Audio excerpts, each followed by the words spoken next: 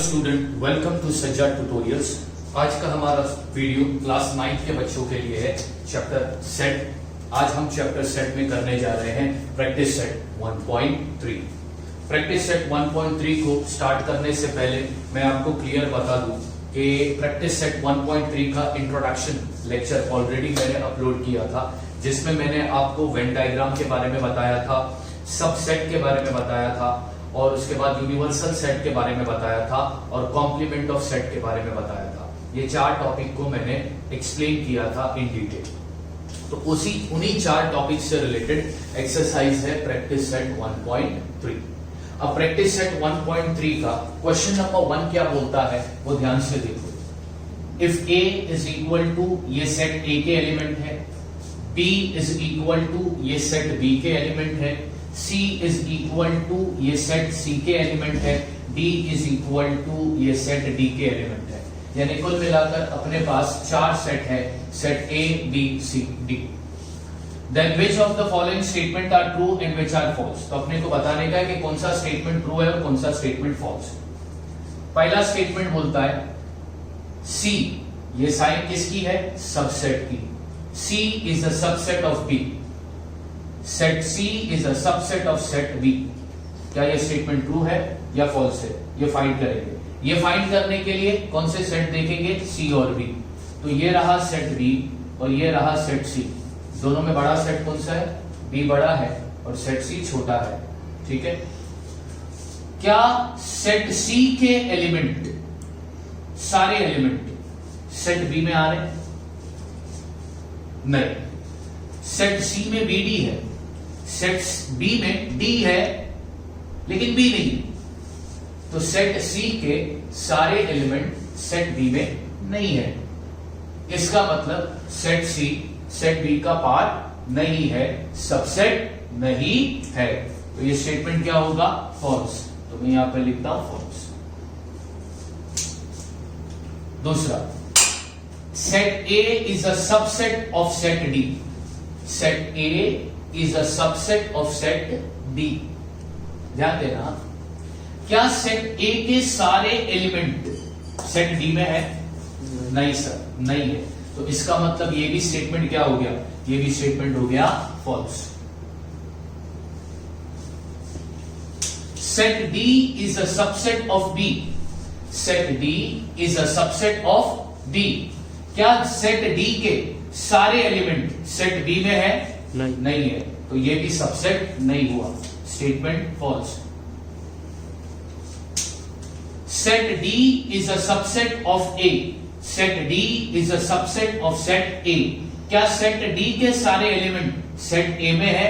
Set D में AE है, set A में भी AE है। तो इसका मतलब ये सबसेट हुआ या नहीं हुआ? हाँ, ये सबसेट हो गया। ये हो गया true. Set B is a subset of A। क्या सेट B के सारे एलिमेंट, क्या सेट B के सारे एलिमेंट सेट A में है? नहीं है। तो ये सबसेट नहीं हुआ, तो ये स्टेटमेंट आएगा false. Set C is a subset of A। Set C के सारे एलिमेंट सेट A में है? हाँ है, मतलब सेट C A का सबसेट है। तो ये स्टेटमेंट भी क्या है? ट्रू। अब question number 2, take the set of natural number from 1 to 20 as universal set. 1 से लेके 20 का नेचुरल नंबर का तुम्हें सेट बनाना है, और वो सेट जो रहेगा वो कौन सा सेट रहेगा? Universal set. और यूनिवर्सल सेट को किस लेटर से डिनोट किया जाता है? यूनिवर्सल सेट को लेटर U से डिनोट किया जाता है। अब इसमें कौन से नंबर आ गए? 1 से लेके 20 तक के नेचुरल नंबर। तो 1 2 3 4 5 6 7 8 9 से लेकर कहां तक जाएगा? 18 19 20। Take the set of natural number from 1 to 20 as a universal set. उसने बोला था 1 से लेके 20 तक के नेचुरल नंबर को कौन सा सेट लेना है? Universal set. Show the set X and Y using Venn diagram. Set X और Y को वेन डायग्राम से रिप्रेजेंट करना है, यानी वेन डायग्राम में डायग्राम बनाकर बताना है। तो सबसे पहला सेट एक्स लेते हैं।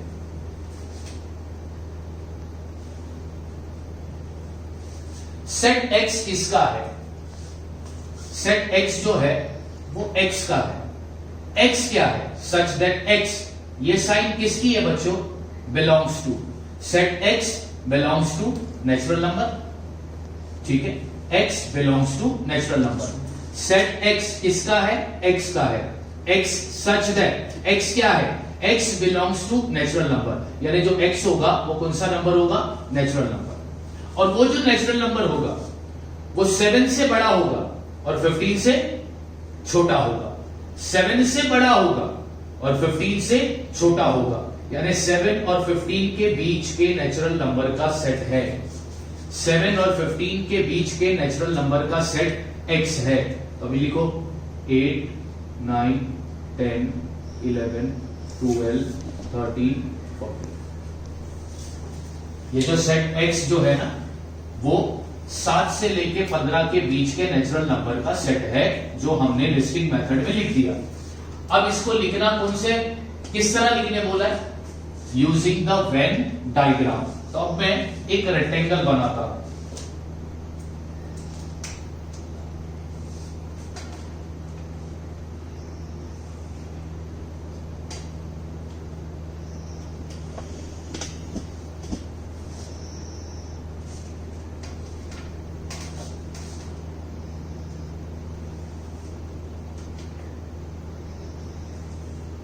ये मैंने रेक्टेंगल बनाया, ठीक है बच्चे।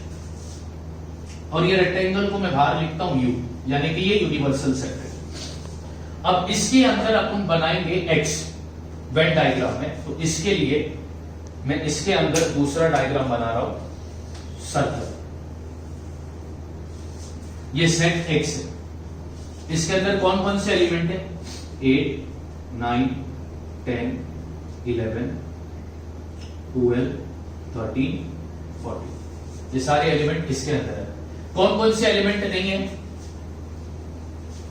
तो तुम बोलोगे 1, 2, 3, 4, 5, 6, 7, उसके बाद 15, 16, 17, 18, 19, 20। रेक्टेंगल कौन सा सेट है? यूनिवर्सल सेट है, क्योंकि उसके अंदर 1 से लेकर 20 तक के पूरे नंबर आते हैं। और x ये सेट है कौन से, किसका? 7 से लेकर 15 के बीच के नेचुरल नंबर का। तो अब अपन ने सेट को रिप्रेजेंट किया है डायग्राम में, तो उसको बोलते हैं वेन डायग्राम। ये पहला क्वेश्चन हो गया। अब दूसरा क्या है? y। अब वो भी बता देता हूं।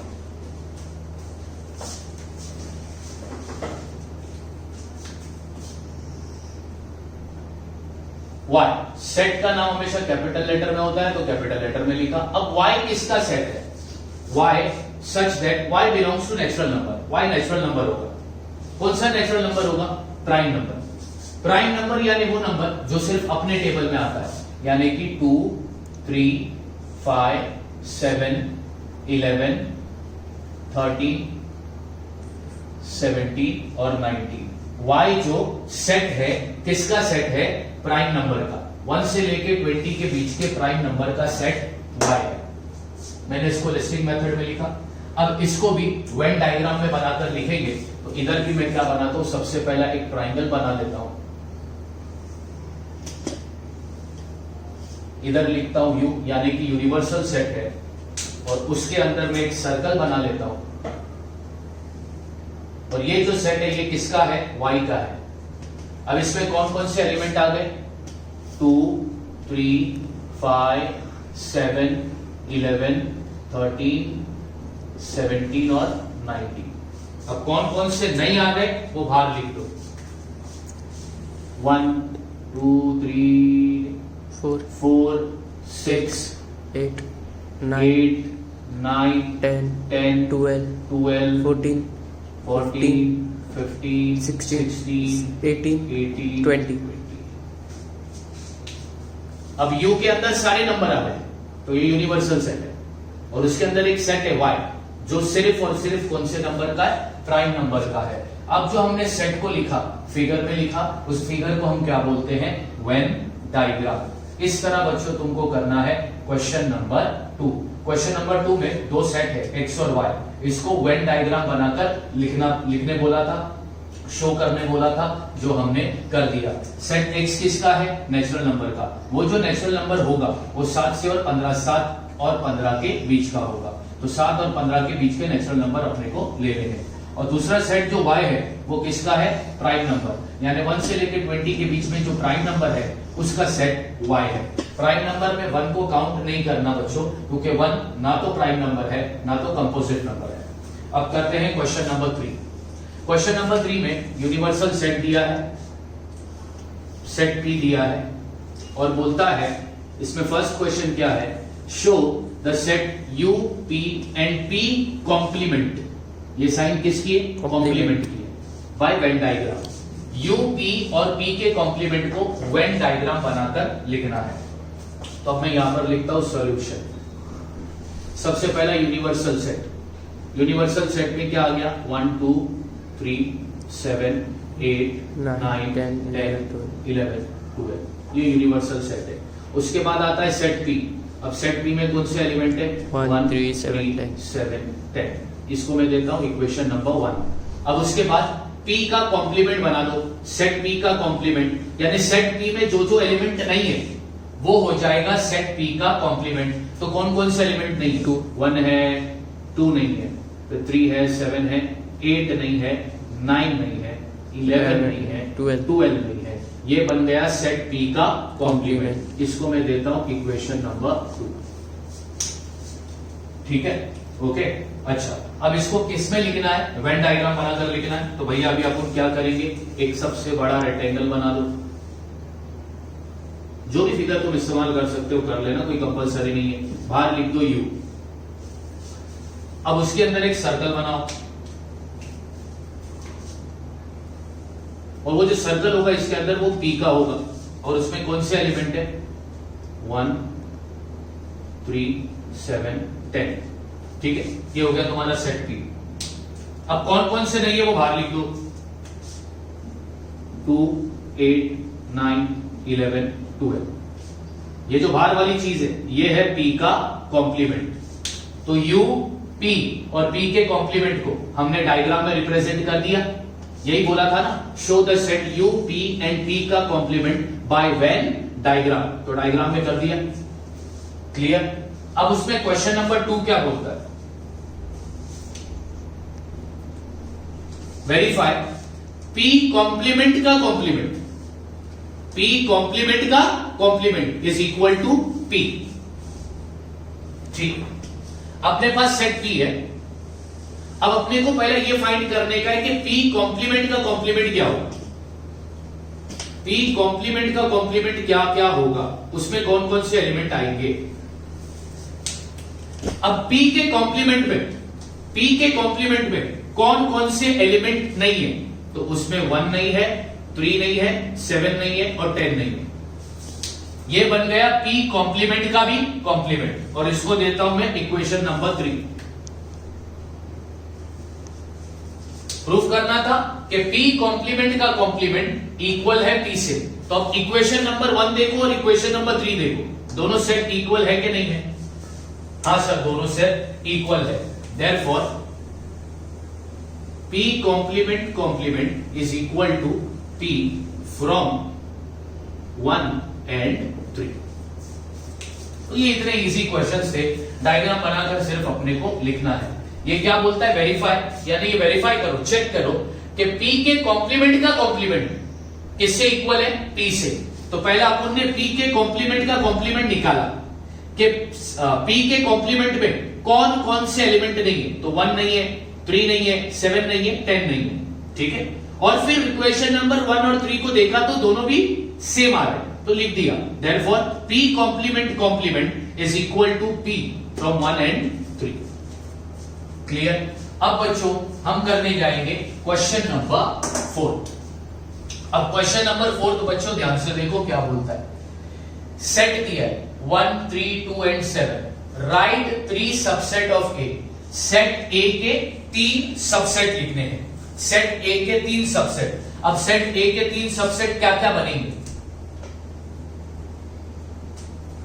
तो subset of set A R 1, 2, 3 etcetera. अब ये एक सेट है और ये सेट है। क्या ये सेट के एलिमेंट सेट ए में है? हाँ है, बिल्कुल है। तो ये इसका क्या हो गया? सबसेट। ठीक उसी तरह ये भी इसका क्या हो गया? सबसेट। ये भी उसका क्या हो गया? सबसेट। अपने को क्वेश्चन में क्या बोला था कि सेट ए के 3 सबसेट बनाओ, सेट ए के 3 सबसेट बनाओ। तो अपन ने बनाए 3 सबसेट। ये एक सेट, ये दूसरा सेट और ये तीसरा सेट। ये तीनों भी जो सेट है वो सेट ए के सबसेट है। क्यों? क्योंकि ये इनके सारे एलिमेंट सेट ए में आते हैं। अब question number 5। Question number 5, right the subset relation between the following set. ये सेट दिए पी एम आई बी एच, इनके बीच में सबसेट रिलेशन है? अगर है तो वो लिखकर बताना है। ठीक है। सेट पी किसका है? पुणे का। एम किसका है? मध्य प्रदेश का। आई किसका है? इंदौर का। बी किसका है? इंडिया का। एच किसका है? महाराष्ट्र का। अब मैं यहां पे लिखता हूं सॉल्यूशन। अब बताओ, सेट पी किसका है? पुणे का। और सेट एच किसका है? महाराष्ट्र का। पुणे महाराष्ट्र का पार्ट है या नहीं है? तो पुणे महाराष्ट्र। ओके स्टूडेंट, तो क्वेश्चन था कि ये जो सबसेट्स तुमको दिए हैं इनमें सबसेट रिलेशन किन किन के बीच में सबसेट रिलेशन है वो लिखना है। तो देखो, सबसे पहले पुणे महाराष्ट्र में आया, तो पुणे महाराष्ट्र का पार्ट है, यानी पुणे के रेसिडेंट महाराष्ट्र के भी रेसिडेंट है, तो पुणे महाराष्ट्र का सबसेट हो गया। आगे पुणे के रेसिडेंट इंडिया के भी रेसिडेंट है, तो पुणे इंडिया का सबसेट हो गया। उसके बाद मध्य प्रदेश के रहने वाले इंडिया के रहने वाले भी हैं, तो मध्य प्रदेश इंडिया का सबसेट हो गया। मध्य प्रदेश में तो इंदौर मध्य प्रदेश का पार्ट हुआ कि नहीं हुआ? हुआ। मध्य प्रदेश एमपी एक स्टेट है, उस स्टेट के अंदर एक सिटी है इंदौर, यानी इंदौर मध्य प्रदेश का पार्ट हुआ। अब यहां पे लिखो, the resident of Indore are also the resident of Madhya प्रदेश।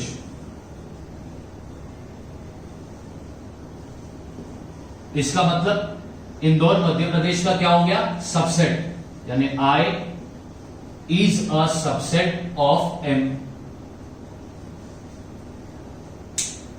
अब और बनेगा, क्या इंदौर इंडिया का सबसेट है?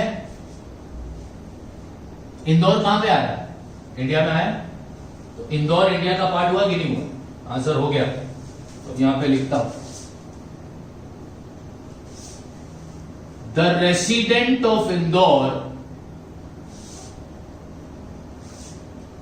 Are also the resident of India, therefore I is a subset of B।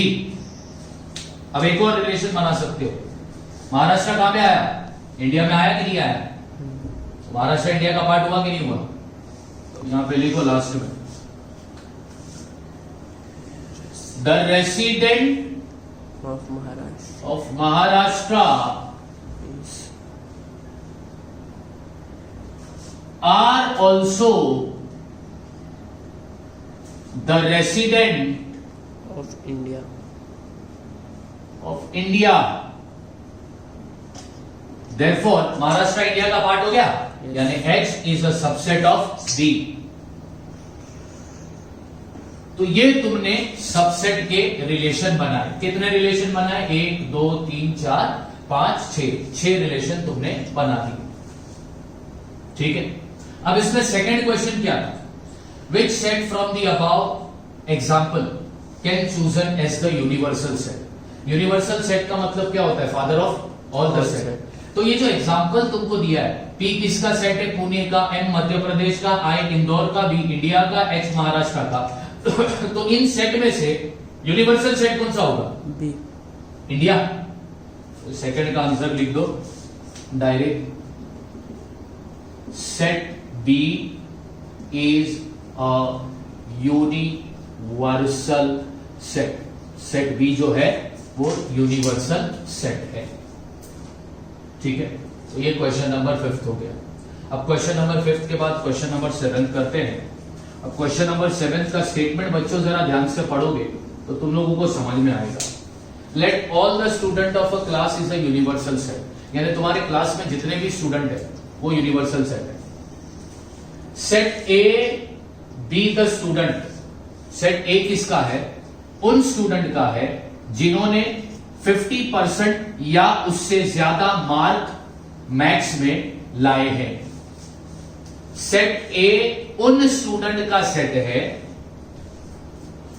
जिन्होंने मैथ्स में 50% या उससे ज्यादा मार्क्स लाए हैं। Then write the complement of set A. तो अपने को सेट ए का कॉम्प्लीमेंट लिखना है। तो सेट ए का कॉम्प्लीमेंट क्या आएगा? सेट ए में कौन से स्टूडेंट आएंगे? स्टूडेंट हु डज नॉट या हु स्कोर्ड